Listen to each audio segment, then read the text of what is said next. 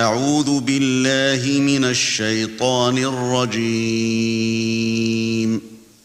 بسم الله الرحمن الرحيم. Et en ce qui concerne al-istiwa, le cheikh il explique al-istiwa sifatun min sifatillahi al-fi'liya kama yaliqu bi jalalihi subhanahu wa ta'ala laysa kastiwa al-makhluq ala al-makhluq wa laysa huwa bihajatin ila al-arsh li'annahu huwa alladhi yamsiku al-arsh wa ghayruhu. إن الله يمسك السماوات والأرض أن تزولا ولئن زالتا إن أمسكهما من أحد من بعده فالعرش محتاج إلى الله لأنه مخلوق والله غني عن العرش وغيره ولكنه استوى عليه لحكمة يعلمها سبحانه وتعالى. والاستواء نوع من العلو ولكن العلو صفة ذات أما الاستواء فهو صفة فعل ويفعله إذا شاء سبحانه وتعالى. Donc ici le cheikh explique que al-istiwa c'est un attribut parmi les attributs d'Allah qui font partie des actions d'Allah subhanahu wa ta'ala et qui convient à sa majesté et à sa grandeur. Et il n'est pas comparable à cette action chez les créatures lorsque une créature s'élève au-dessus d'une autre. On ne doit pas essayer d'imaginer comment Allah s'élève au-dessus de sa création. On n'a pas le droit d'essayer d'imaginer parce qu'on ne peut pas le comprendre et on ne peut pas savoir le comment non plus. Et vous savez tous la parole de l'imam Malik à ce sujet-là: al-istiwa'u ma'lum wal-kayfu majhul wal-imanu bihi was-su'al anhu bid'a wal-imanu bihi wajib was-su'alu anhu bid'a. Donc ça c'est la parole de l'imam Malik qui est très célèbre à ce sujet-là, qui résume la aqida de Ahl Sunnati wal Jama'a au sujet des attributs d'Allah. C'est-à-dire que le verbe ou le fait que cet attribut, que Allah possède cet attribut et qu'il s'élève au-dessus de son trône, ça c'est qu'est-ce qu'on appelle en arabe al-istiwa. Ça c'est quelque chose qui est connu en arabe, c'est quelque chose que tous les arabes à l'époque du prophète sallallahu alayhi wa sallam et avant l'islam même, ils connaissaient ce verbe, ils savaient ce que ça signifie. L'istiwa ma'loum, il est connu dans la langue arabe, c'est pas quelque chose, c'est pas un mot chinois. Oui, mais nous on comprend pas parce qu'on n'est pas chinois.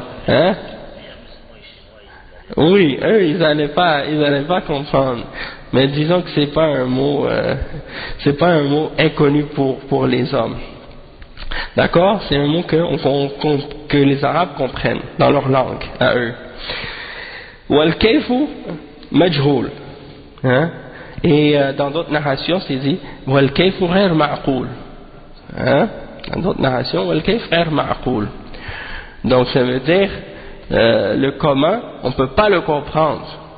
On ne peut pas le comprendre, on ne peut pas le connaître. Et il est inconnu de nous. Pourquoi? Parce que Allah ne nous l'a pas dit. Comment? S'il nous l'avait dit, on allait le savoir. Mais puisqu'il ne nous l'a pas dit, on ne le sait pas. Et donc, on n'a pas le droit de parler d'Allah sans connaissance. On n'a pas le droit de parler d'Allah sans ilm. Allah subhanahu wa ta'ala dit dans le Coran: وَلَا تَقْفُ مَا لَيْسَ لَكَ بِهِ عِلْمٍ. Ne rentre pas dans des choses que tu n'as pas de connaissance à leur sujet. Tu ne sais pas quelque chose, tais-toi. C'est ça que ça veut dire. Tu ne sais pas quelque chose, tais-toi. Dis pas je sais alors que tu ne sais pas. Donc, tu ne sais pas comment Allah est élevé au-dessus de son trône, tais-toi. Tu dis je ne sais pas. C'est tout. Al-Kayf Majhoul. Wa alaykum salam wa rahmatullah. Donc, le comment, on ne le connaît pas. Et c'est ça la aqida d'Ahl Sunnah. Wal imanu bihi wajib, c'est obligatoire d'y croire. Tu peux pas le nier. Tu peux pas dire non, on peut pas dire ça. C'est pas vrai. Ça veut pas dire istawa, ça veut dire istawla ou des choses comme ça. Ça veut pas dire que Allah s'est élevé au-dessus du trône. Ça veut dire qu'il a conquis le trône. Ils essaient de déformer le sens pour essayer de dire que on va pas affirmer le terme istawa tel qu'il est affirmé dans le Coran, parce que ça implique une ressemblance, tashbih, ils disent, tashbih. Ils le traduisent dans leur site des fois ou dans leurs paroles, ils disent c'est de l'anthropomorphisme, de faire ressembler Allah à une créature ou des choses comme ça.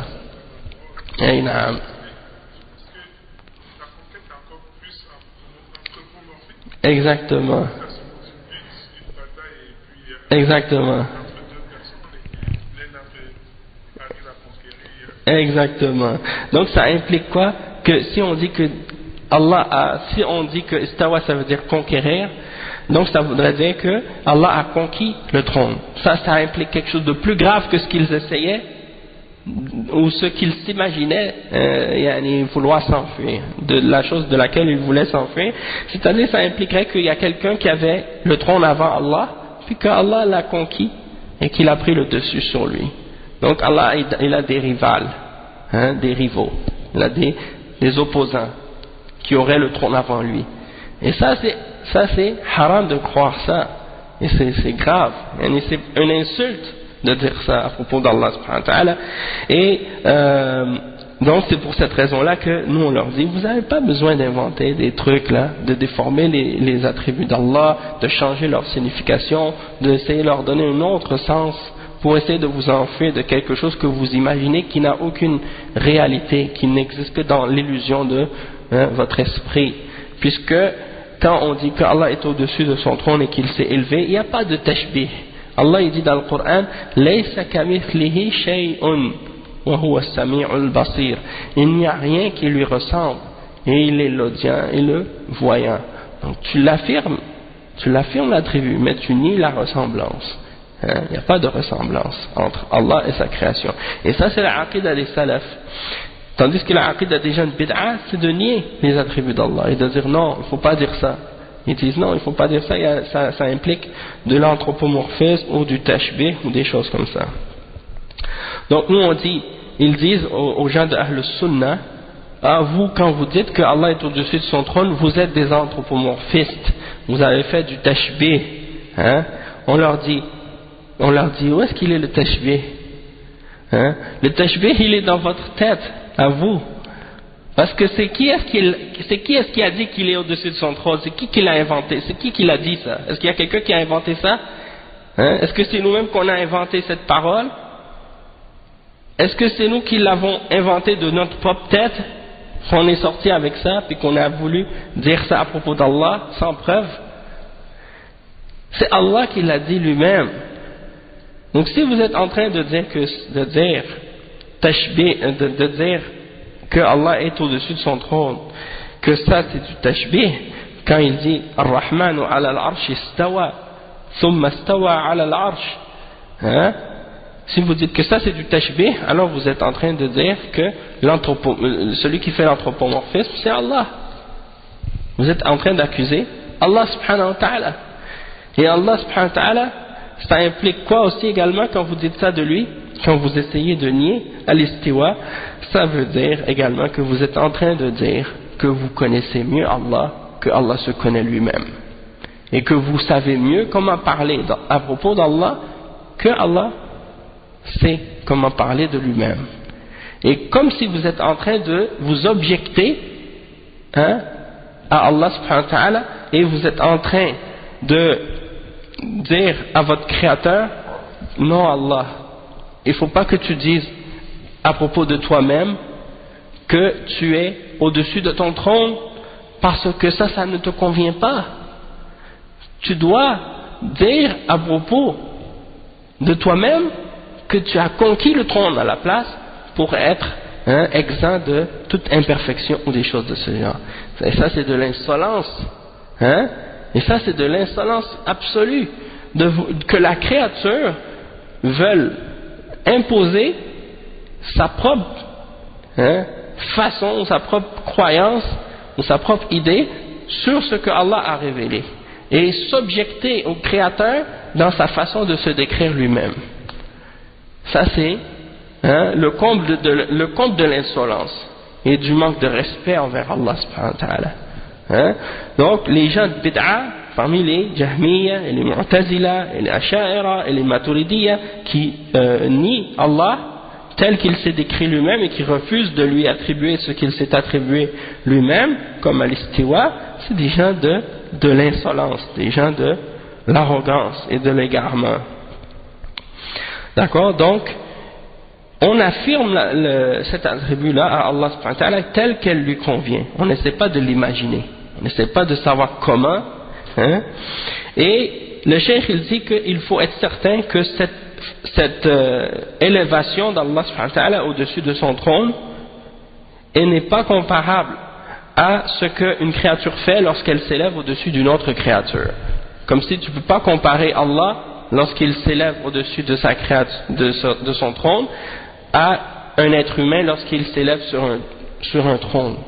Lorsqu'un roi s'assoit sur un trône ou des choses comme ça c'est une créature qui s'assoit sur une autre créature.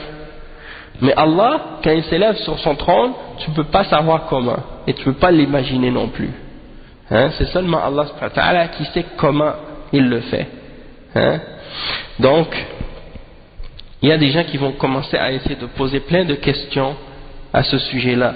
On dit, oui, mais si il fait ça, ça implique ça. Et s'il dit ça, ça veut dire ça. Et s'il fait ça, ça veut dire ça. Tu n'as pas à poser ces questions-là. Et qu'est-ce qu'il a dit l'imam Malik quand on lui a posé la question du comment? Qu'est-ce qu'il a répondu? Il a dit, وَالسُّؤَالُ عَنْهُ بِدْعَةٌ. De poser ces genres de questions-là, c'est une bid'ah. Et ces gens de bid'ah-là, c'est ça qu'ils font. Poser des questions. Donc quand tu leur affirmes l'attribut, tu leur dis l'attribut d'Allah c'est de telle façon qu'il faut y croire, eux ils viennent avec leur raison, commencent à te poser des questions pour philosopher à propos des versets d'Allah et de ses attributs. Oui, mais si tu dis ça, ça veut dire ça, et ça implique ça, et ça implique ça, hein, et plein d'implications totalement fausses et des analogies totalement rejetées. Hein. Donc nous on dit, on veut rien savoir de ce que tu dis là, et qu'est-ce que tu essaies d'impliquer, ça c'est dans ta tête à toi. Nous on affirme qu'est-ce qu'Allah a affirmé, et on sait que c'est ça le haqq. Et on ne pose pas de questions sur des choses que notre esprit ne peut pas comprendre de toute façon. Puisque Allah subhanahu wa ta'ala il est au-dessus de qu'est-ce qu'on peut même imaginer. Hein? Et quand il nous a dit laysa kamithlihi shay, il n'y a rien qui lui ressemble, donc ça nous suffit. Hein? On n'a pas à rentrer dans les détails ou dans des choses que Allah nous a pas dit à ce sujet-là. Walaysa bihajatin ila al-arsh, Allah subhanahu wa ta'ala il n'a aucun besoin de son trône. C'est-à-dire c'est pas le trône qui supporte Allah subhanahu wa ta'ala, parce que ça fait partie des arguments des gens de bid'ah. Quand ils veulent essayer de nier les attributs d'Allah, ils essaient de faire croire aux gens que ça implique une imperfection. Ils disent ouais, mais ça veut dire que ils disent ouais, mais si Allah il s'est élevé au-dessus du trône, ça veut dire que c'est le trône qui supporte Allah. Hein? A'udhu billah. Qu'est-ce qui vous a dit ça déjà? Hein? Est-ce que Allah subhanahu wa ta'ala a dit ça? Allah subhanahu wa ta'ala huwa al-qayyum. Allah subhanahu wa ta'ala c'est lui qui a besoin de rien, il se suffit à lui-même. Hein? Donc il n'a pas besoin d'un trône, il n'a pas besoin de rien, de quoi que ce soit, il se suffit à lui-même. Et c'est pas le trône qui supporte Allah subhanahu wa ta'ala, c'est Allah subhanahu wa ta'ala qui supporte le trône et qui supporte toutes les créatures et qui les retient. Hein? Et c'est lui qui tient tout l'univers. Et Allah subhanahu wa ta'ala lui-même il le dit, que c'est lui qui tient le trône et autres. Il dit dans le verset 41 dans Surat Fatir, Inna Allah yamsiku as-samawati wal arda an tazula. Inna Allah yamsiku as-samawati wal arda an tazula. وَلَئِنْ زَالَتَا إِنْ أَمْسَكَهُمَا مِنْ أَحَدٍ مِنْ بَعْدِهِ. Il dit, c'est Allah subhanahu wa ta'ala qui retient les cieux et la terre pour pas qu'ils s'effondrent. Et s'ils s'effondraient, personne ne pouvait les retenir après lui. C'est-à-dire, s'ils s'effondraient, les cieux et la terre, personne ne pourrait les retenir excepté Allah subhanahu wa ta'ala.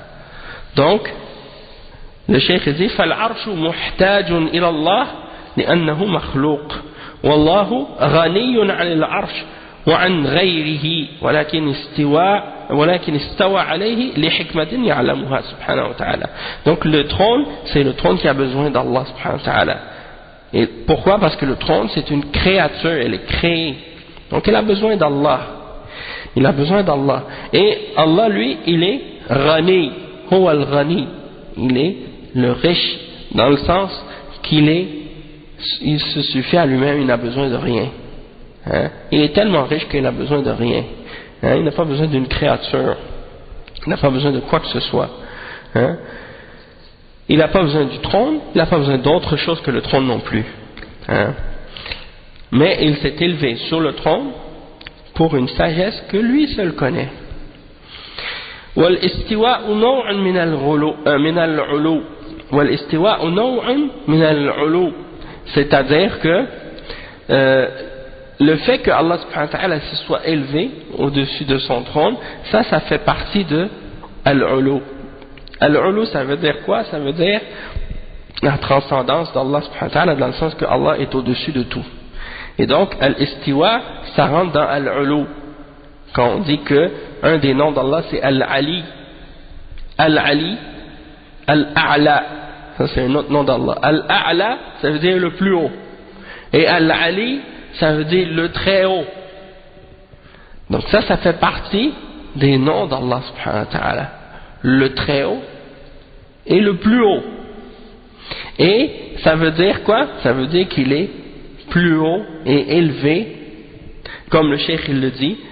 Et donc il est au-dessus de sa création, et parmi donc al-istiwa, ça fait partie de al-ulu, cet attribut de al-ulu, c'est-à-dire de l'élévation, du fait que Allah est élevé et qu'il est au-dessus et qu'il est haut. Sauf que c'est une caractéristique, donc al-istiwa, qui est particulière, spécifique au trône, tandis que al-ulu c'est général, et ça fait partie des attributs de son être, parce qu'il est élevé dans son être, et il est élevé également dans sa valeur et dans son statut et dans sa grandeur, et il est élevé également dans et il est élevé aussi par sa personne, du fait qu'il est au-dessus de son trône. Il est au-dessus de son trône, Allah subhanahu wa ta'ala, il est au-dessus de son trône, séparé de sa création, comme les salafs ont dit. Hein? عال على عرشه مستو على عرشه بائن من خلقه بائن من خلقه. Donc il est séparé de sa création, donc il n'est pas mélangé avec sa création, il ne se mélange pas avec sa création comme le disent les gens de bid'a, comme les gens de hulul ou bien les gens de wahdatul wujud qui prétendent que Allah et la création sont mélangés entre eux ou fusionnés entre eux, ou bien que l'un est l'égal de l'autre, ou que l'un est l'autre, que la créature et le créateur sont une seule et même chose, comme les gens de Wahdatul Wujud et Ibn al-Arabi, At-Ta'i, le soufi hérétique. Donc ça c'est des exemples. Donc tout ce qu'on vient d'expliquer là, ça c'est la aqida de Ahl Sunnah wal Jama'a au sujet de Al-Istiwa, et c'est très important de le comprendre.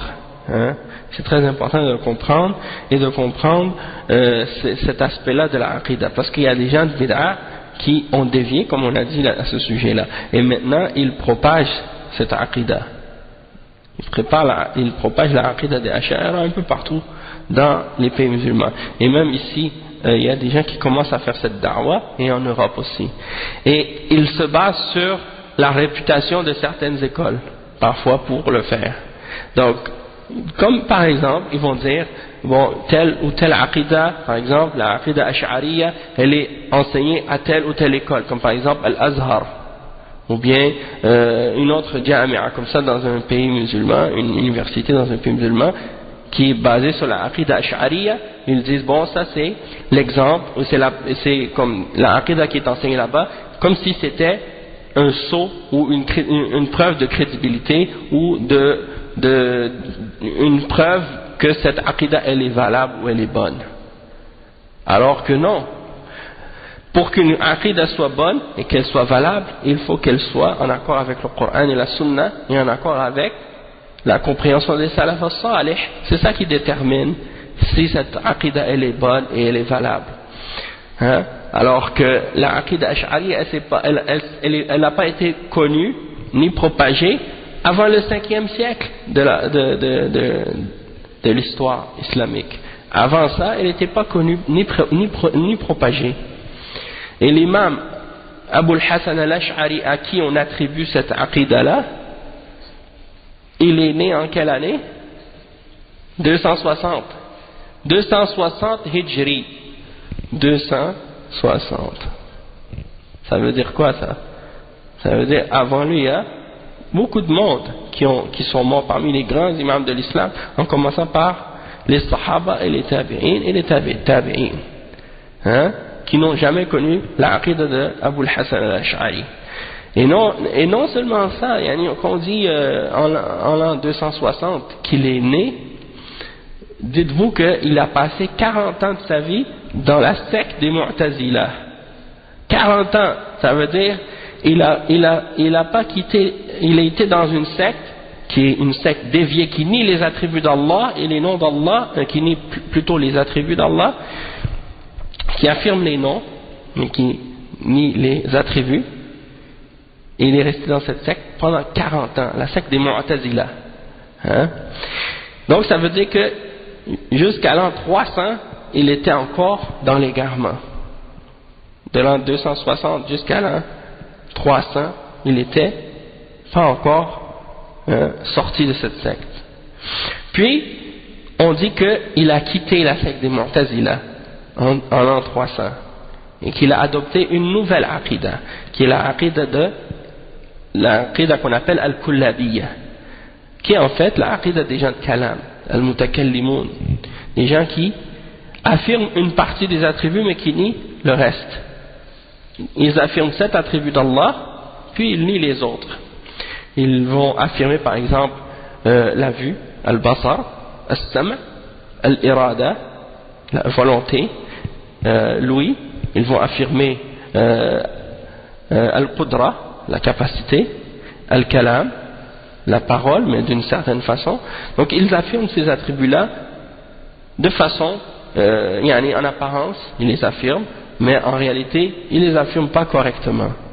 Ils les affirment d'une manière, mais souvent qui est en contradiction avec la façon dont on les affirme selon Ahl al-Sunnati wal Jama'a. Donc ça c'est de un. Et cette aqidah donc, c'est pas la aqidah d'Ahl al-Sunnah, parce que la aqidah d'Ahl al-Sunnah, c'est d'affirmer toutes les attributs sans exception. Tout attribut qui est dans le Coran ou dans la Sunna, on est obligé de les affirmer tels quels, de ne pas les déformer, de ne pas changer leur signification. Hein? Ça c'est la aqidah des salafs. Et tu ne trouves pas dans les paroles des salafs, par exemple, des exceptions dans ça, ou le fait de dire non, on n'affirme pas tel ou tel attribut. Hein? Donc ça c'est important. Et ensuite, à la fin de sa vie, on dit qu'il s'est repenti de la aqidah des Kullabiyya et il a écrit 2 livres parmi les livres qu'il a écrits pour montrer qu'il s'est repenti et qu'il est revenu à la croyance d'Ahl Sunnati wal Jama'a. Hein?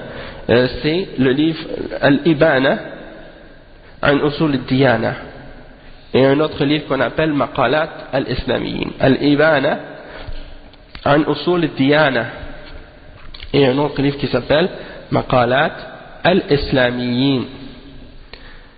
D'accord? Et on dit qu'il est mort en l'an 330 Hijri, si je ne me trompe pas. Donc ça veut dire qu'il a passé une partie de sa vie à la fin, alaykoum salam wa rahmatullah, une partie de sa vie à la fin sur la aqidah de Ahl Sunnati wal Jama'a, parce que dans ces livres-là, il dit que je reviens sur la aqidah de l'imam Ahmad, qui fait partie, alaykoum salam wa rahmatullah, qui fait partie de la aqidah de Ahl Sunnati wal Jama'a. Alaykoum salam wa rahmatullah. Donc c'est ça la aqidah des salafs, à propos des noms et des attributs. Wa alaykoum salam wa rahmatullahi wa barakatuh. Donc, ça c'est la aqidah des salafs. Avant, donc ça veut dire en 330, il est mort. Donc jusqu'en l'an 300, il n'y avait aucune personne qui connaissait une aqidah qui s'appelle l'aqidah al-Ash'ariyya. Jusqu'à l'an 300 Hijri, personne ne connaissait cette aqidah. Les gens ne connaissaient que la aqidah de Ahl Sunnati wal Jama'a, puis les gens qui sont venus après, qui ont dévié parmi les Jahmiya et les Mu'tazila, qui niaient les attributs d'Allah subhanahu wa ta'ala en entier. Hein? Puis sont venus par la suite les Asha'ira qui ont voulu essayer de prendre une voie intermédiaire entre les deux. On affirme certains attributs puis on nie les autres. Les attributs qu'ils affirment, les 7 qu'ils affirment, ils ne se basent pas sur les textes de la révélation pour les affirmer, ils se basent uniquement sur ce qu'ils prétendent être la raison. D'accord? Et les preuves logiques et rationnelles établies par, soi-disant, la logique des Grecs et la logique d'Aristote ou de Platon ou des trucs de ce genre. Hein? C'est là-dessus qu'ils se basent. Et c'est sur ça qu'ils se basent pour établir leur aqidah, parce qu'ils disent que les textes ça suffit pas. Et pour eux, les textes ça ramène pas à la certitude. Il faut que ce soit la logique qui soit notre référence. C'est ça ce qu'ils prétendent. Allah al-Musta'an. Et donc, qu'est-ce qu'ils ont fait? Ils ont créé des règles. Ils ont créé des règles et des principes en se basant sur la philosophie. Puis ils ont dit, c'est ces règles-là qui vont juger la révélation. Et c'est ces règles-là qui vont déterminer qu'est-ce qu'on accepte et qu'est-ce qu'on n'accepte pas qu'est-ce qui est dans le Coran et dans la Sunna. Et ça, c'est totalement en contradiction avec l'islam. Puisque le musulman, en réalité, qu'est-ce qu'il doit faire? C'est le contraire. C'est de juger les règles qu'il a inventées en les mettant à côté du Coran et de la Sunna pour voir est-ce qu'elles sont correctes ou non. Et que ce qui est en contradiction dans ces règles-là avec le Coran et la Sunna, il les rejette. Il rejette ces règles qui sont fausses. Il les rejette. Et il affirme celles qui sont en accord avec le Coran et la Sunna. Eux, ils ont fait le contraire. Ils ont établi des règles, puis ils se sont mis à accepter ou à rejeter des textes du Coran et de la Sunna en se basant sur ces règles-là qu'ils ont inventées eux-mêmes, qu'ils prétendaient être rationnelles ou logiques. D'accord? Donc ça c'est, comme je disais, c'est le fait de dire comme qu'est-ce qu'ils disent, par exemple, que parce que cette aqidah-là, aujourd'hui, c'est telle qui est enseignée à l'Azhar, par exemple, la aqidah ash'ariyya, donc ils prétendent que ça c'est qu'est-ce qui donne à cette aqidah une crédibilité. Mais on a expliqué, c'est pas ça qui détermine ou qui prouve que cette aqidah elle est bonne. C'est pas le fait qu'elle soit enseignée quelque part en particulier qui détermine qu'elle est vraie. Qu'est-ce qui détermine si elle est vraie ou fausse? C'est est-ce qu'elle est en accord avec le Coran et la Sunna, et est-ce qu'elle est établie dans le Coran et dans la Sunna, et est-ce que c'est ça que les Sahaba ont cru? Si ce n'était pas le cas, alors on doit la rejeter, peu importe qui l'a enseignée, où est-ce qu'elle est enseignée. Puisque si elle n'existait pas 300 ans après, à partir de l'an 300, comme on l'a expliqué tout à l'heure, de l'époque de la mort du prophète sallallahu alayhi wa sallam jusqu'à l'an 300, il n'y avait aucune trace de ce qu'on appelle l'aqidah al-ash'ariyya, et qu'elle est apparue à cette époque-là, après l'an 300, parce que ceux qui suivent aujourd'hui l'ash'ariyya, comme on a dit tout à l'heure, c'est ceux qui suivent la période intermédiaire de Abul Hassan al-Ash'ari, c'est-à-dire la période où après qu'il a quitté les Mu'tazila et avant qu'il suive la voie d'Ahl Sunnah. Donc cette période intermédiaire, c'est cette aqidah-là qu'ils suivent, la aqidah kullabiyya qu'on a expliqué tout à l'heure. Donc cette aqidah-là, elle n'existait pas avant, depuis la mort du prophète sallallahu alayhi wa sallam jusqu'à 300 ans après, on n'avait jamais entendu parler de cette aqidah-là. Donc aujourd'hui, le fait qu'elle soit enseignée quelque part, ça ne va pas venir justifier cette aqidah. Pour qu'une aqidah soit justifiée, il faut qu'elle soit établie dans le Coran et dans la Sunna, et que ce soit la aqidah du prophète sallallahu alayhi wa sallam et des sahaba, Abu Bakr, Omar, Uthman, Ali, et des autres parmi les sahaba qui sont venus après, radiyallahu anhum ajma'in. Et donc c'est pour ça que nous on dit il faut revenir à la aqidah des salafs, de nos salafs salih, qui était d'affirmer les noms et les attributs d'Allah subhanahu wa ta'ala sans exception. Puis aussi ils mentionnent, ils disent la majorité des musulmans aujourd'hui, ils ont la aqidah ash'ariyya, c'est ça qu'ils prétendent. Et ils essaient de mentionner ça pour essayer de justifier que cette aqidah là c'est la bonne et que c'est la vraie. Et nous on leur dit, le fait que un nombre de personnes plus grands ont une aqidah en particulier, ça ne veut pas dire qu'elle est vraie. Hein? Sinon, si c'était le cas, on devrait, dans ce cas-là, regarder la majorité des hommes sur la terre, c'est quoi leur croyance, et c'est pas l'islam. Hein? La majorité des hommes sur la terre, ils sont des mouchriquines. Donc, est-ce que ça veut dire que parce qu'ils sont plus nombreux, c'est eux qui ont le haqq? Bien sûr que non. Donc, la même chose pour la aqidah ash'ariyya. Et quand on regarde la réalité, c'est pas vrai que la majorité sont ash'ariyya. Parce que la majorité des musulmans, ils n'ont pas étudié la aqidah ash'ariyya et la philosophie. C'est une petite minorité qui ont étudié ça. Et si on retourne, comme on a dit, à qu'est-ce qui était enseigné entre l'époque du prophète sallallahu alayhi wa sallam jusqu'à 300 ans après, c'était la aqidah des salafs. Et c'est eux qu'on appelle les 3 premières générations bénites. Hein? Comme le prophète sallallahu alayhi wa sallam, il a dit Khayrun nasi qarni, thumma alladhina yalunahum, thumma alladhina yalunahum. Hein? Les meilleurs des hommes, ce sont ma génération, puis celle qui vient après, puis celle qui vient après. Donc ça veut dire que ces 3 premières générations-là, c'est notre référence. Tout ce qui est venu par la suite, il doit être ramené à l'exemple de ce qui a été établi dans les 3 premières générations, en commençant par celle des Sahaba, puis ceux qui les ont suivis, par exemple, par la suite, c'est les Tabi'in, puis ceux qui ont étudié avec les Sahaba, donc les Tabi'un, c'est ceux qui ont étudié avec les Sahaba, puis Tabi'in, c'est ceux qui ont étudié avec les élèves des Sahaba.